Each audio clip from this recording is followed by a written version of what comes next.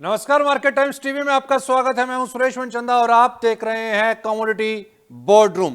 Commodity boardroom के अंदर में आज सबसे बड़ी चर्चा होगी कि अमेरिका के प्रेसिडेंट डोनाल्ड ट्रंप अमेरिका से बार बार कह रहे हैं कि हॉर्मुज खोल दीजिए, हॉर्मुज के रास्ते खोल दीजिए। और वहीं ईरान ने साफ कह दिया है कि उसकी चाबी जो है वो खो चुकी है, जब चाबी मिलेगी तो खोल देंगे। तो इसी पर चर्चा करेंगे। इसका इंपैक्ट सोने, चांदी, कच्चे तेल की कीमतों के ऊपर पे क्या दिखाई देगा, बेस मेटल्स पर क्या दिखाई देगा, और क्या विश्व की आर्थिक जो गति है उस पर ब्रेक लगती दिखाई दे रही है, और उसके कितने कास्केडिंग इफेक्ट अर्थव्यवस्थाओं के ऊपर पे दिखाई देंगे, इस पर हम चर्चा करेंगे। और इस पर चर्चा करने के लिए हमारे साथ दो खास मेहमान मनोज जैन साहब हैं, हमारे साथ में पृथ्वी कमोडिटीज के आप हेड रिसर्च हैं, आपका स्वागत है मनोज जी। और साथ ही हमारे साथ में अजय केडिया साहब हैं, आप डायरेक्टर हैं और साथ ही सीनियर कमोडिटी एनालिस्ट हैं केडिया कमोडिटीज। स्वागत है आपका अजय जी। सबसे पहले मनोज जी, आप ही के पास आता हूं। चाबी खो गई है, ईरान ने साफ कर दिया है हॉर्मुज की। अब उस चाबी के मिलने तक बाजारों की जो हालत है वो हम लगातार देख रहे हैं। पिछले 15 दिन से बाजारों के अंदर में एक शार्प डिक्लाइन आता है, फिर वहां से रिकवरी देखने को मिलती है, गिरावट आती है, फिर रिकवरी दिखाई देती है, लेकिन कच्चा तेल जो है वो अपनी मजबूती को कायम किए हुए है। मनोज जी, क्या आपको लगता है सोना और चांदी इस समय पर इन परिस्थितियों के अंदर में हाथ डालना ठीक है, चाहे वो घरेलू प्रयोग हो या फिर इन्वेस्टमेंट के तौर के ऊपर?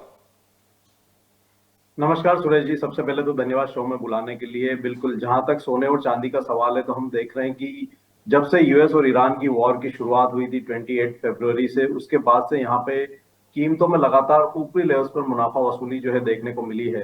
अभी भी जिस तरह के जो स्टेटमेंट यूएस और ईरान की तरफ से आ रहे हैं तो यहाँ पे काफी हम कह सकते हैं कि अनसर्टेन जो माहौल है वो ग्लोबल इकोनॉमी में बना हुआ है, और उसी के चलते डॉलर इंडेक्स और जो बॉन्ड मार्केट है वहां पे लगातार जो है इंटरेस्ट इन्वेस्टर्स का देखने को मिल रहा है, और गोल्ड सिल्वर में हम देख रहे हैं कि ऊपरी लेवल्स पर रेजिस्टेंस बने हुए हैं। लेकिन जो लंबी अवधि का ट्रेंड है सोने और चांदी का फंडामेंटल्स के लिहाज से वो मजबूत है। जब भी यहाँ पे सीज फायर होगा यूएस और ईरान के बीच में, एक अच्छा रिबाउंड जो है सोने और चांदी की कीमतों में देखने को मिलेगा। तो अगर यहाँ पे लंबी अवधि के निवेशक निवेश के लिए सोच रहे हैं तो एसआईपी के जरिए वो यहाँ पे निवेश की शुरुआत कर सकते हैं, चाहे सोना हो या चांदी हो। शॉर्ट टर्म में एक दायरा यहाँ पे सोने और चांदी में बना रह सकता है, और मेरा मानना है कि जो सोने की रेंज है इंटरनेशनल मार्केट में वर्तमान में $4,470 से $4,840। भारतीय बाजारों की अगर हम बात करें तो यहाँ पे 1,42,000 से 1,55,000 का जो दायरा है वो बना रह सकता है। चांदी की अगर बात करें तो $64 से $78, और भारतीय बाजारों में अगर हम बात करें तो वहां 2,20,000 से 2,45,000 की जो रेंज है वो शॉर्ट टर्म में बनी रह सकती है। तो लंबी अवधि के निवेशक एसआईपी के रूप में यहाँ निवेश की शुरुआत कर सकते हैं सुरेश जी। यानी एसआईपी के तौर के ऊपर पे छोटी छोटी इन्वेस्टमेंट्स आप कह रहे हैं कि यहाँ पर की जा सकती हैं। अगर किसी के पास 100 रुपए हैं तो 100 रुपए में कितने रुपए सोना चांदी में इन्वेस्ट कर दिया जाए? देखिए, यहाँ पे जो पोर्टफोलियो डाइवर्सिफिकेशन की अगर हम बात करें तो जो प्रीशियस मेटल का हिस्सा है वो 15 से 20% होना चाहिए। लेकिन पूरा पैसा आपको लमसम एक जगह पर एक ही समय में नहीं डालना है। आप उसको यहाँ पे स्टेगर्ड वे में डालिए, 10-10% करके हर गिरावट पे इन्वेस्ट करें, ताकि आप यहाँ पे अगर मार्केट में थोड़ी गिरावट भी आती है वर्तमान लेवल से 5 से 10%, तो आपको वहां पे एवरेजिंग होती हुई नजर आएगी, और लंबी अवधि का ट्रेंड अभी भी पॉजिटिव है। तो अगर हम अगले 2 से 3 साल की बात करें तो वहां पे फिर एक बार बेहतर रिटर्न्स बनते हुए नजर आएंगे। और क्रूड ऑयल? क्रूड ऑयल में ट्रेंड अभी यहाँ पे पॉजिटिव है। जब तक कीमतें 10,100 के स्तर के ऊपर बनी हुई है, स्ट्रेट ऑफ हॉर्मोज से ऑपरेशन नॉर्मलाइज नहीं होते हैं, हमारा मानना है कि कीमतें जो एलिवेटेड रहेगी। फिर से एक बार डब्ल्यूटीआई की कीमतें 119 से $120, और भारतीय बाजारों में हमारा मानना है कि 11,100 तक के जो स्तर है वो क्रूड ऑयल टेस्ट कर सकता है। तो यहाँ पे जब तक जो है कोई भी सीज फायर की संभावनाएं नहीं बनती है, स्ट्रेट ऑफ हॉर्मोज से ऑपरेशन नॉर्मलाइज नहीं होते हैं, कच्चे तेल में यहाँ पे रणनीति जो है बाय एंड डिप्स की रखना चाहिए। स्टॉप लॉस यहाँ पे 9,850 के नीचे का एक क्लोजिंग बेसिस रखा जा सकता है। ओके।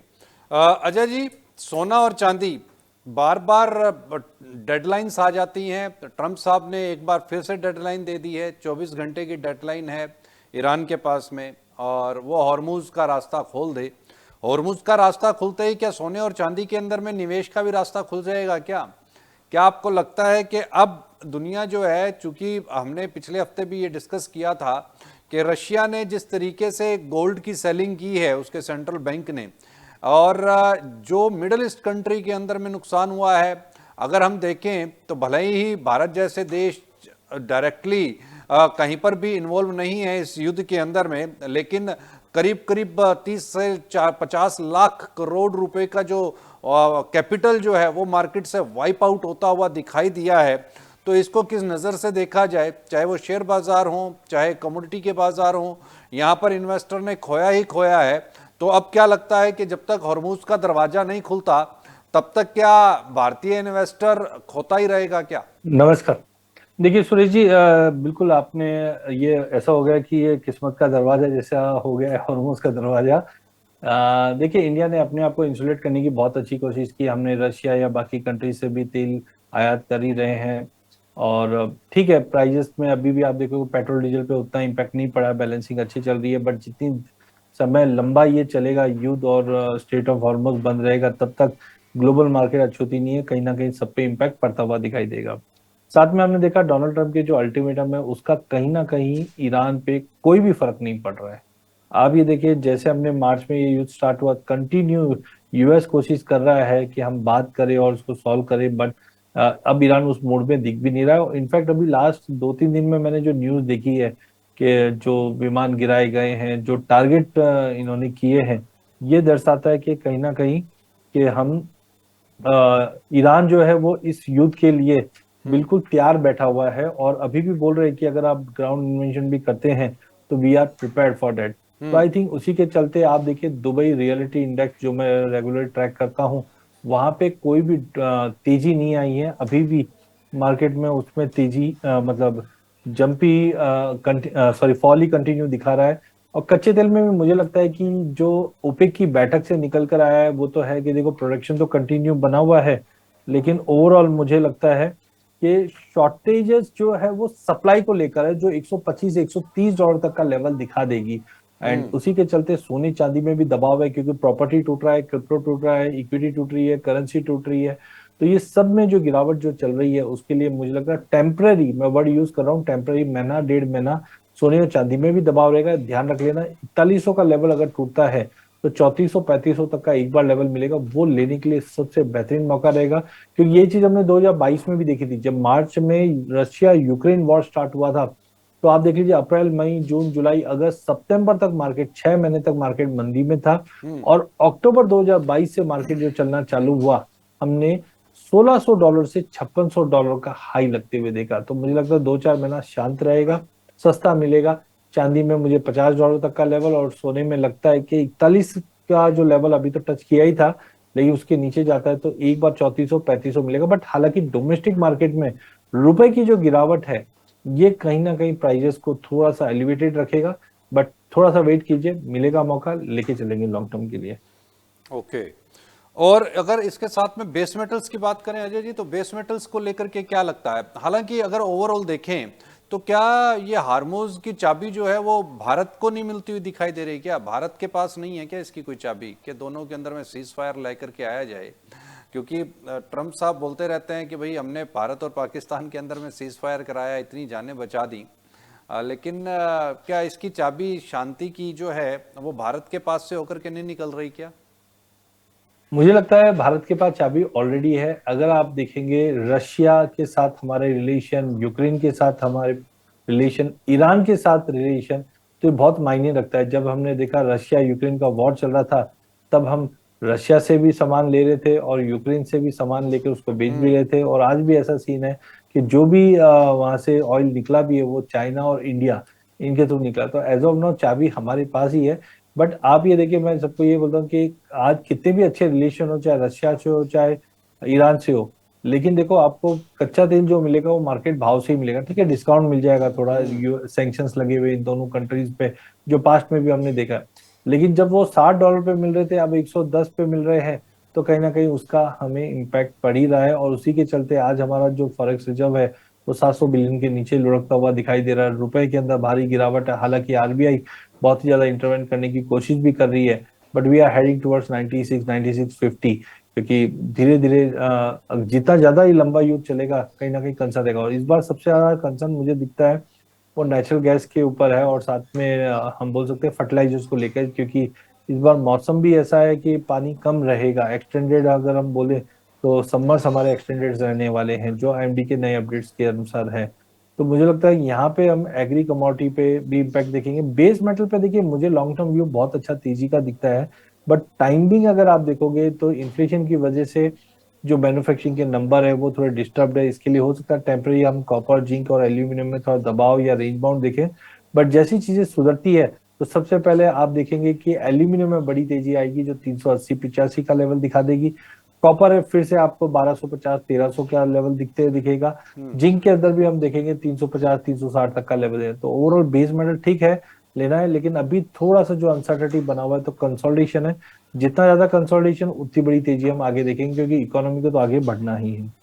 हालांकि आपने मौसम की बात की, मैं उसके ऊपर आऊंगा, लेकिन मैं पहले मनोज जी के पास जाना चाहूंगा। मनोज जी, आज देश के अंदर में अगर कच्चे तेल की अगर हम बात कर रहे हैं तो ऑल्टरनेटिव्स ढूंढे जा रहे हैं। गैस को लेकर के जो एलपीजी गैस है उसकी जगह पर बायोगैस यहाँ पर सिलेंडरों के अंदर भरते हुए बड़े सोशल मीडिया के ऊपर पे विजुअल्स आ रहे हैं। इसके साथ साथ में कच्चे तेल को लेकर के जो अल्टरनेटिव दिखाई देता है वो ये दिखाई देता है कि जी आप बायो जो एनर्जी है यानी कि एथनॉल की तरफ आप शिफ्ट करें, तेजी के साथ शिफ्ट करें। तो क्या हम ये माने कि कच्चे तेल के ऊपर पे डिपेंडेंसी आने वाले समय के अंदर में दुनिया कम करने जा रही है? लेकिन सवाल ये खड़ा होता है कि अगर हम बायो डीजल की तरफ या बायोफ्यूल की तरफ अगर हम जाते हैं, चाहे हम एथनॉल की तरफ जाएं और चाहे इंडोनेशिया ने जो बायोडीजल पाम से निकालने की शुरुआत की है उसकी तरफ अगर हम शिफ्ट भी करते हैं, तो क्या आपको लगता है कि वाकई के अंदर में वो हमारी डिपेंडेंसी को क्रूड के ऊपर पे कम कर देगा? क्योंकि जो कैपेसिटी इस समय पर हम देखते हैं या जो सरप्लस, भाई आप किसको एनर्जी के अंदर कन्वर्ट करेंगे? आप सरप्लस को तो एनर्जी के अंदर कन्वर्ट करेंगे। तो क्या इतनी एनर्जी दुनिया के अंदर में अवेलेबल है कि फूड की कि उसको बायोडीजल के अंदर में या बायोफ्यूल के अंदर में कन्वर्ट किया जाए? इस बात से और इस लड़ाई ने यह तो साबित कर दिया है कि आने वाला जो समय है वो एनर्जी का ही रहने वाला है। हम एआई जरूर कर रहे थे कि आने वाला समय एआई का रहेगा और दुनिया शिफ्ट करेगी, लेकिन अभी भी इस युद्ध ने यह तो साफ तौर के ऊपर पे बता दिया कि अभी भी आज की तारीख में भी एनर्जी वो इंपॉर्टेंट टूल है जिसके हाथ में रहेगी उसकी कंट्रोल, तो उसी के हाथ में ताला भी है और उसी के हाथ में चाबी भी है। बिल्कुल सुरेश जी, यहाँ पे अगर हम एनर्जी की बात करें तो एनर्जी यहाँ पे ग्लोबल इकोनॉमी का जो है सबसे बड़ा रॉ मटेरियल है, और उसको हम बिल्कुल भी यहाँ पे नकार नहीं सकते हैं। जो टोटल ग्लोबल हम कह सकते हैं कि कंजम्पशन है कच्चे तेल का, अगर हम बात करें तो 100 मिलियन बैरल पर डे का है, और भारत का उसमें जो प्रतिशत है वो 5% है। लगभग 5 मिलियन बैरल हम यहाँ पे लगातार जो है कंज्यूम करते हैं पर डे, और उसमें हमारा लगभग 85% जो है इम्पोर्ट डिपेंडेंस है। तो जहां तक यहाँ पे अल्टरनेट एनर्जी का सवाल है तो पूरी दुनिया लगातार यहाँ पे प्रयासरत है। जिस तरह से वहां पे प्रयास जो है वो पर्यावरण को ध्यान में रखकर किए गए हों, वो ग्रीन एनर्जी की बात हो, सोलार की बात हो या बायो एनर्जी की अभी जो बात हो रही है, लेकिन अभी भी यहाँ पे इतनी जल्दी जो है ट्रांजिशन यहाँ पे एनर्जी का फॉसिल फ्यूल से जो है नेचुरल एनर्जी की तरफ या ग्रीन एनर्जी की तरफ हो जाएगा, वो थोड़ा सा मुश्किल टास्क जो है हम कह सकते हैं। ये ऑनगोइंग प्रोसेस है और इसमें काफी लंबा समय जो है वो लगने वाला है। दुनिया लगातार यहाँ पे प्रयासरत है। इवन अगर हम इंडिया में भी बात करें तो लगातार यहाँ पे जो है सोलर और ग्रीन एनर्जी की तरफ हमने जो है बड़े ट्रांजिशन होते हुए देखे हैं। बावजूद उसके अभी भी यहाँ पे काफी बड़ी जो है हम कह सकते हैं कि रिक्वायरमेंट है इस जो है एनर्जी रिसोर्स को यहाँ पे अल्टरनेट एनर्जी से रिप्लेस करने की। तो टाइम लगेगा। यहाँ बिल्कुल इथेनॉल की आप बात कर रहे थे, तो इथेनॉल ब्लेंडिंग का जो मैंडेट है गवर्नमेंट ने 20% तक किया है, और लगातार गवर्नमेंट के प्रयास है कि वहां पे जो इस तरह के जो एनर्जी के रिसोर्सेज है उनको बढ़ाया जाए, ताकि हमारा जो इंपोर्ट डिपेंडेंस है फॉसिल फ्यूल का वो कम होता हुआ नजर आए। लेकिन अभी काफी समय इन सब चीजों में लगने वाला है, और निश्चित रूप से जो पूरी दुनिया का हम कह सकते हैं कि जो एनर्जी जो है वो सबसे बड़ा रॉ मटेरियल है, और वो आने वाले समय में भी रहेगा। जहां तक एआई का आपने प्रश्न उठाया, तो एआई पे भी अगर हम देखें तो जो सबसे बड़ी जो रिक्वायरमेंट है एआई के टास्क को फुलफिल करने की, वहां भी एनर्जी की सबसे ज्यादा रिक्वायरमेंट होती है, क्योंकि चाहे उनके जो डेटा सेंटर्स हो, उनमें बड़ी मात्रा में जो है एनर्जी लगती है। तो जब से ईरान और यूएस के वॉर एस्केलेट हुए, हमने देखा है कि जो एआई की जो लगातार नॉइस आ रही थी, वो यहाँ पे अब थोड़ी कमजोर पड़ती हुई नजर आई है। और कहीं ना कहीं वहां पे भी जो इन्वेस्टमेंट्स है वो आने वाले समय में रुकते हुए नजर आएंगे। तो अभी काफी जल्दबाजी होगी ये कहना कि हम जो एग्जिस्टिंग जो एनर्जी रिसोर्सेस है उसको यहाँ पे जो अल्टरनेट रिसोर्सेज है उससे जल्द रिप्लेस कर पाएंगे। ऑनगोइंग प्रोसेस है, समय लगेगा और होगा जरूर, लेकिन अभी यहाँ पे काफी लंबी लड़ाई है जो लड़ना आपने है। तो ये तो कह के कि ये भाई प्रोसेस दुनिया चलती एआई रहेगी। से शिफ्ट करेगी, जैन साहब के अगर दुनिया अगर एआई से शिफ्ट करेगी तो चांदी जिन्होंने ले रखी है उसका क्या होगा? चांदी की कीमतें तो पानी पानी हो लेंगी। नहीं, चांदी में यहाँ पे जो अल्टरनेट एनर्जी रिसोर्सेज की हम बात कर रहे हैं, तो वहां पे इंडस्ट्रियल जो डिमांड है वो लगातार बनी हुई है। एआई का इन्वेस्टमेंट यहाँ पे कुछ समय के लिए थमता हुआ नजर आएगा, तो वहां से कुछ रिक्वायरमेंट जो है वो कम हो सकती है। लेकिन बाकी जितने भी जो है हम चाहे सोलार हो, ग्रीन एनर्जी की बात जो हम कर रहे हैं, वहां पे लगातार डिमांड जो है वो बनी हुई है। तो एक शॉर्ट टर्म फिनोमेना है और उसकी वजह से यहाँ पे इसीलिए हमने देखा कि कीमतें जो $120 तक पहुंच गई थी, आज हम वहां पे $70 के आसपास जो है उसको ट्रेड होते हुए देख रहे हैं। तो वो यहाँ पे जिस तरह का जो वातावरण बना यूएस ईरान वार को लेकर के, उसका साफ तौर पे इफेक्ट जो है यहाँ पे कीमतों पर पड़ता हुआ नजर आया है। लेकिन ये हमेशा रहने वाला नहीं है।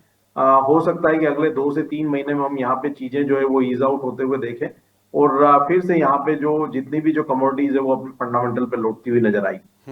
अजय जी, आपने अभी मॉनसून का जिक्र किया। मॉनसून को लेकर के हालांकि ठीक है, एक अल्नीनो को लेकर के खतरा जरूर है और कि बारिशें कम हो सकती हैं, उसका इफेक्ट आ सकता है अल्नीनो का। लेकिन कई कई बार ऐसा भी देखने को मिला है कि जब भी अल्नीनो आया तो उसका फायदा भारत को मिला है, यानी भारत के अंदर में बारिशें ठीक ठाक हुई हैं। और इस बार का जो एस्ट्रोलॉजिकल पॉइंट ऑफ व्यू है वो भी मैं आपके साथ साझा कर देता हूं। इस बार का जो एस्ट्रोलॉजिकल जो पॉइंट ऑफ व्यू आ रहा है निकल करके, जिन भी बड़े एस्ट्रोलॉजर्स के साथ में हमारी बातचीत हुई, तो उनका ये मानना है कि इस बार संवत 2083 तो ये काफ़ी बेहतरीन रहने वाला है। बारिशों के लिहाज से अच्छी बारिशें होंगी और इस साल फसलें भी बहुत अच्छी होंगी, बेहतरीन होंगी। तो ये साइंस वर्सेस वैदिक हो गया है, एस्ट्रोलॉजिकल हो गया है। तो इसको अब किस नज़र से देखा जाए, क्योंकि मैंने ये देखा है और पर्सनली ऑब्जर्व भी किया है कि भारत के अंदर तो खास तौर के ऊपर पे लोग चाहे वैज्ञानिक और साइंटिस्ट कुछ भी कहें, वो उनका एस्ट्रोलॉजिकल जो मोमेंटम है और जो प्यार है वो साफ तौर के ऊपर पे दिखलाई देता है और झलकता भी है। हालांकि भले ही ऊपर से वो चाहे कितना भी वो ये कहें कि जी अल्नीनो आ रहा है, अल्नीनो आ रहा है, लेकिन चलेंगे वो संवत के हिसाब से ही, उनके सौदे संवत के हिसाब से ही होंगे। तो इसको किस नज़र से देखा जाए, क्योंकि जो अभी अभी आपने बात कही कि बारिशें कम हो सकती हैं, ये उसका कॉन्ट्राडिक्टरी क्वेश्चन है।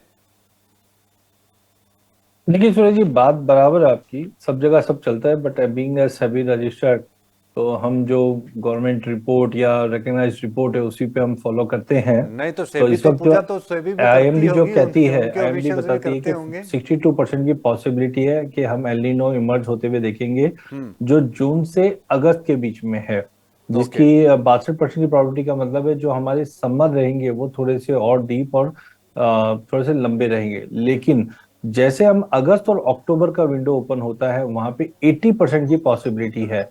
अब इससे होगा क्या, जब आप देखोगे तो इस बार स्विंग अच्छी हो सकती है, क्योंकि बारिश तो अभी भी हम देख रहे हैं कि मॉइस्चर लेवल पिछले साल के हिसाब से ठीक ठाक है, ऐसे कोई खराब नहीं है, बट वापस जून में देखना पड़ेगा। बट इम्पॉर्टेंट है कि जो हमें अगस्त और सितंबर की बरसातें चाहिए आगे के लिए, यहाँ पे इम्पैक्ट आएगा। तो हम खरीफ में तो देखेंगे कि कुछ क्रॉप लाइक सोयाबीन, कॉटन, इनकी यील्ड पे थोड़े बहुत फर्क पड़ेंगे, बट चिंता है कि अगर सपोज यहाँ पे पानी और कम पड़ता है तो रबी का इम्पैक्ट पड़ेगा। तो इसका ज्यादा करके आप पास्ट ट्रैक रिकॉर्ड देखोगे, मैं 1952 से अभी तक देख रहे हैं, जहाँ पे हिस्टोरिकली बताया कि 15 में से 11 बार जब जब एलनीनो आया है तो वो एग्रीकल्चर कमोडिटीज के लिए नेगेटिव रहा है। हालांकि अभी भी हम पिछले 2-3 साल में फूड ग्रेन्स के प्रोडक्शन की बात करें डोमेस्टिक मार्केट में, तो ठीक ठाक रहा है, ऐसा कुछ है नहीं कि हम बहुत ही ज्यादा चिंतित है। स्काईमेट ने भी लेटेस्ट जो रिपोर्ट निकाली है, वहां पे भी हमने देखा इंडियन मानसून जो है वो वार्मिंग ऑफ हम बोल सकते हैं सेंट्रल एंड ईस्टर्न पैसिफिक की अलर्ट दी है, जिसके चलते ये इम्पैक्ट पड़ा है। तो I think too early to say right now April month अभी जस्ट स्टार्ट ही हुआ है। लेट्स सी मई में क्या करवट कुछ बदलता है एस्ट्रोलॉजिकली या आईएमडी में कुछ अपडेट आता है, बट यस एक साइकिल है, वो साइकिल कंटिन्यू आनी है। अब वहां पे नहीं, हम किस साइकिल तरीके से साइकिल तो इंडियन बिल्कुल कंटिन्यू मार्केट आनी अपने आप है। को इंसुलेट करता है, दैट विल बी मोर हाँ इम्पोर्टेंट। अजय जी, इसी साइकिल का एक हिस्सा है कि इस बार हिंदू जो कैलेंडर है उसमें 12 नहीं 13 महीने हैं, यानी कि एक अधिक मास भी आ रहा है। और वो जो अधिक मास जब भी आता है वो अधिक मास आता है आपका मानसून के टाइम पर ही, तो यहाँ पर वो एक महीना भी बढ़ने वाला है। और ऐसी मान्यताएं हैं, ये मैं नहीं कह रहा, ऐसी मान्यताएं हैं। और हिंदू जो एस्ट्रोलॉजिकल जो पंचांग वगैरह देखते हैं उनका भी यही कहना है कि जब भी अधिक मास होता है तो बारिशें अच्छी होती हैं, बेहतरीन होती हैं। और मुझे लगता है कि जो कारोबारी हैं, मंडी के जो ट्रेडर्स हैं, वो इन सारे रिचुअल्स को भले ही भांति जानते भी हैं और शायद इसको फॉलो भी करते हैं। भले ही वो अल्नीनो की आड़ के अंदर में या उसकी शैडो के अंदर में कुछ भी इस समय पर कहें, लेकिन वो मानते जरूर हैं इस चीज़ को, इस चीज़ से इनकार नहीं कर सकते। इसके साथ में अजय जी, क्या आपको लगता है कि अब बेस मेटल्स के अंदर, जैसा कि अभी अजय जी ने भी कुछ टारगेट्स दिए बेस मेटल्स को लेकर के, एल्यूमिनियम, लीड, जिंक, एल्यूमिनियम को लेकर के, आपको क्या लगता है इस समय पर क्या कॉपर जो है वो नेक्स्ट चांदी बनने वाला है? कॉपर के अंदर में एक रैली देख सकते हैं क्या आने वाले समय के अंदर में?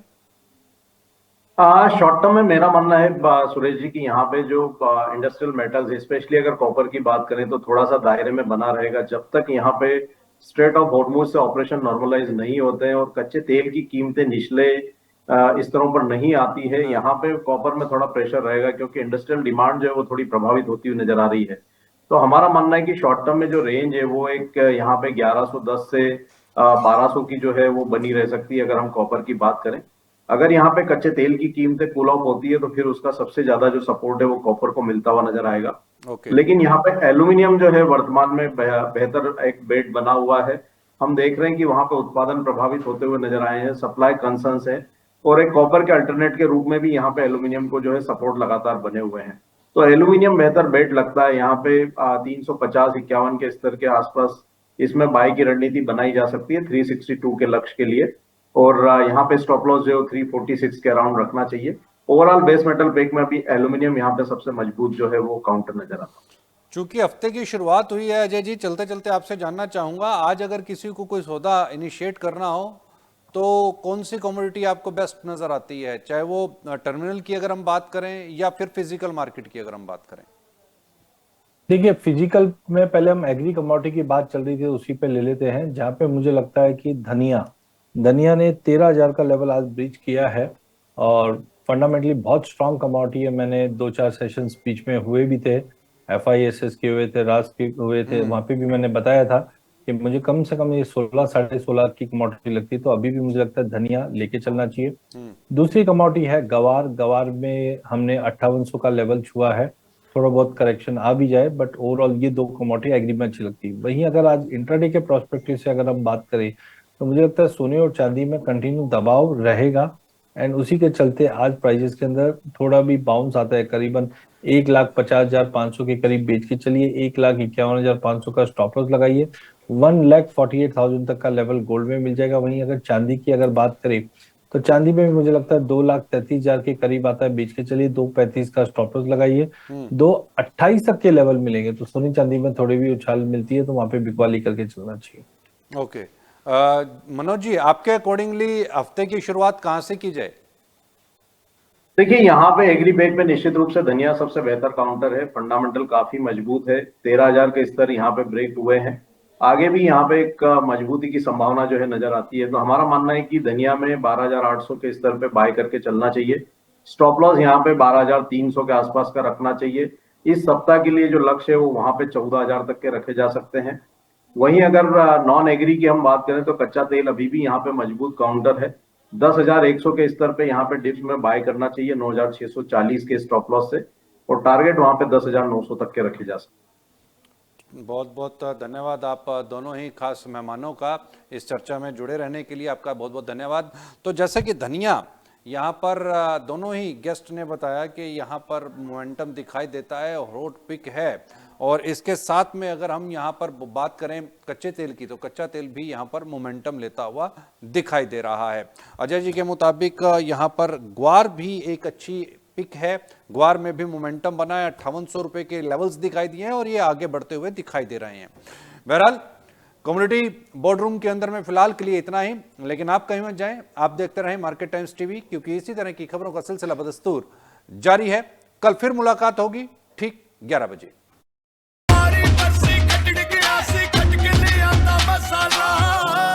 केड़ा मसाला होए, छोलिए दा या लोबिए दा, पंजाबी छोले दा या पिंडी चने दा। अब छोलिया हो या लोबिया, पंजाबी छोले या पिंडी चने, सब कुछ मजेदार बने। महाशय धर्मपाल जी के 130वें जन्मदिन पर MDH मसालों पर पाइए 10% एक्स्ट्रा। अब स्वाद के साथ बचत भी, अब पाइए बचत ही बचत।